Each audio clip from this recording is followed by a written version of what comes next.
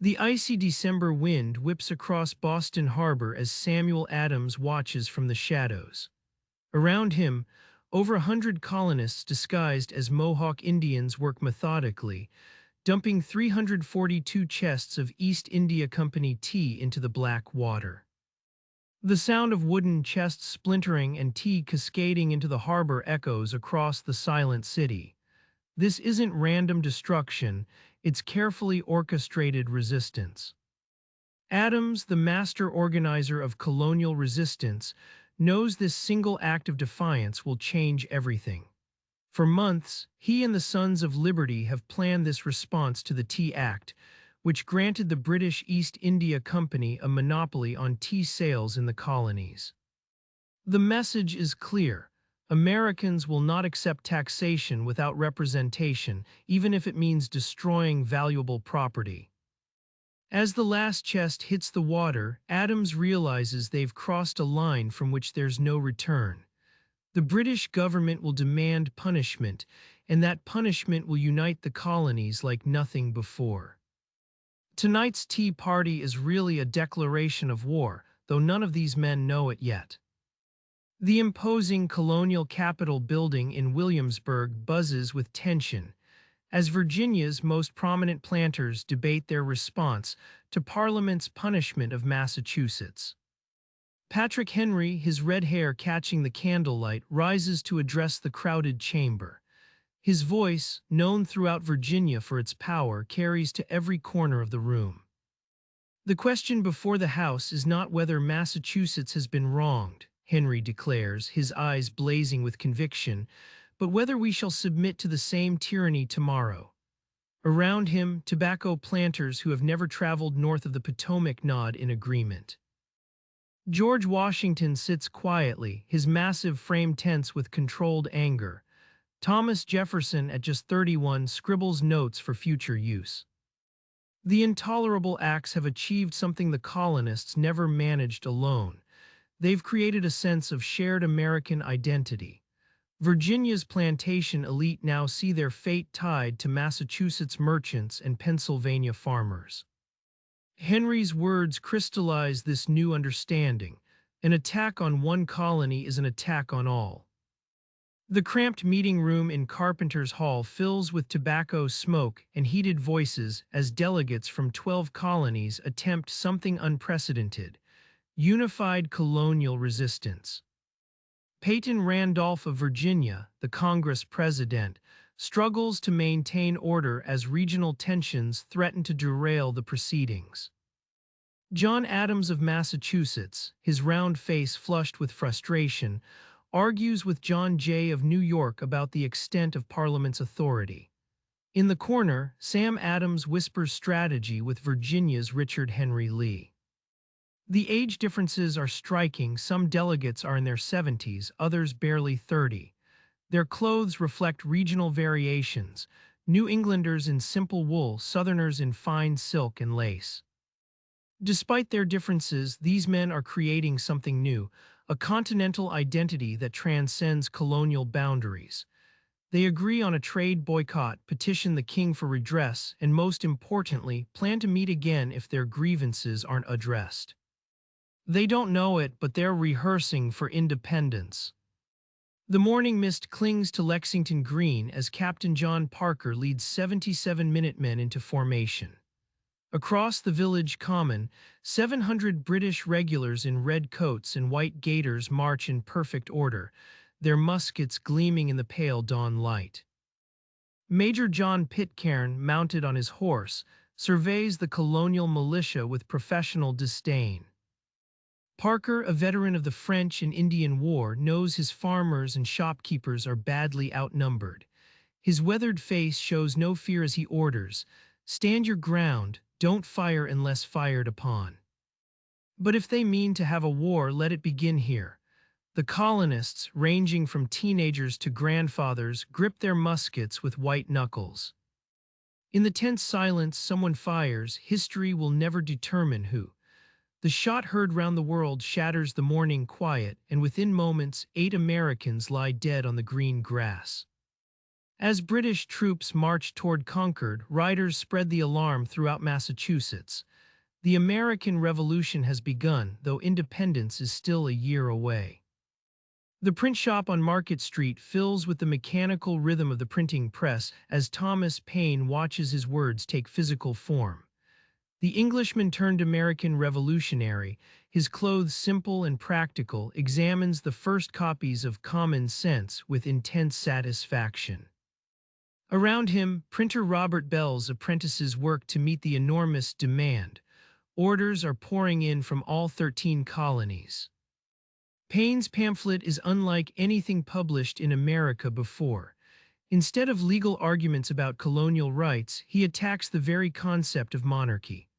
Of more worth is one honest man to society than all the crowned ruffians that ever lived, he writes, making complex political philosophy accessible to common farmers and shopkeepers.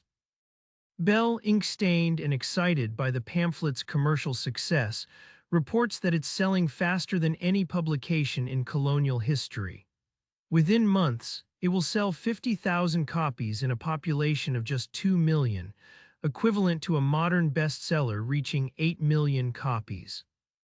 Paine's words are transforming colonial opinion from reconciliation to revolution. The assembly room in the Pennsylvania State House swelters in Philadelphia's summer heat as Richard Henry Lee of Virginia rises to address the Second Continental Congress. The tall, eloquent planter, his left hand missing 4 fingers from a hunting accident, delivers the motion that will change world history. These united colonies are, and of right ought to be, free and independent states. The room erupts in heated debate. John Dickinson of Pennsylvania, known as the penman of the Revolution for his earlier protests, now argues passionately against independence. His pale, scholarly face shows genuine anguish as he warns of the consequences of separation from Britain. Nearby, John Adams can barely contain his impatience with what he sees as Dickinson's timidity. President John Hancock, resplendent in his merchant's finery, struggles to maintain parliamentary order. The delegates represent the full spectrum of colonial society: merchants, lawyers, planters, and physicians. Some are wealthy men in silk stockings and powdered wigs, others wear the simple dress of country farmers. All understand they're debating treason against the crown. The small brick house on Market Street feels cramped as Thomas Jefferson hunches over his portable wooden desk, crafting the most important document in American history. The 33-year-old lawyer, tall and angular with reddish hair, works by candlelight as Philadelphia's summer heat makes the upstairs room stifling. His landlady, Mrs. Graff, occasionally brings him tea and light meals. Jefferson's drafting committee surrounds him. The rotund, energetic John Adams paces impatiently while examining Jefferson's prose. Benjamin Franklin, at 70 the eldest member, sits comfortably in his simple brown suit, occasionally suggesting changes with his characteristic wit. Roger Sherman of Connecticut and Robert Livingston of New York observe quietly, representing their region's interests. The room is sparse but functional. A few chairs, Jefferson's traveling desk, and shelves lined with books, Locke's 2 treatises of government, Montesquieu's Spirit of Laws, and other Enlightenment works that inform Jefferson's revolutionary philosophy. As he writes, we hold these truths to be self-evident. Jefferson knows he's translating complex political theory into language any American farmer can understand. The Pennsylvania State House Assembly Room echoes with the most consequential debate in American history as delegates argue over Jefferson's declaration. The chamber, with its tall windows and simple furnishings, has become the crucible of American independence. John Adams, his stocky frame animated with passion, delivers what he'll later call his finest speech, arguing for immediate independence. Opposition remains fierce. John Dickinson, pale and intense, makes a final plea for reconciliation, warning that independence means to brave the storm in a skiff made of paper. Edward Rutledge of South Carolina, representing the youngest delegation, expresses concerns about slavery references in Jefferson's draft. The heat is oppressive, and tempers run high as delegates realize they are deciding the fate of millions. Benjamin Franklin, despite his age and poor health, provides crucial wisdom and humor to diffuse tensions. His presence lends gravity to the proceedings. Here is a man known throughout Europe for his scientific achievements, now supporting revolution. As the debate continues, delegates begin to understand they're not just declaring independence, but creating a new form of government based on Enlightenment principles. The moment of decision arrives in the sweltering assembly room as President Hancock calls for the final vote on Jefferson's declaration. The delegates, many in their shirt sleeves due to the oppressive heat, cast votes that will brand them traitors to the crown or founders of a new nation. Pennsylvania's delegation caucuses frantically. Dickinson and Robert Morris abstain, allowing the state to support independence. New York's delegates abstain pending instructions from home, but 12 colonies vote for independence. The die is cast. Hancock, his merchant's fortune and social position making him one of the wealthiest men in the room, approaches the president's desk to become the first to sign. His bold signature sprawls across the parchment as he reportedly quips, "The British ministry can read that name without spectacles." As other delegates queue to sign, the enormity of their action settles over the room. Franklin, ever the philosopher, observes, "We must all hang together, or most assuredly we shall all hang separately." Outside, the city of Philadelphia continues its daily business, unaware that human history has just taken a revolutionary turn. The Declaration's words echo across continents as copies spread throughout the Atlantic world. On Boston Common, Colonel Thomas Crafts reads the document to cheering crowds while British ships sit visible in the harbor. Church bells ring throughout the city as citizens celebrate their formal break with Britain. The crowd's reaction is euphoric. Finally, their 3-year rebellion has philosophical justification.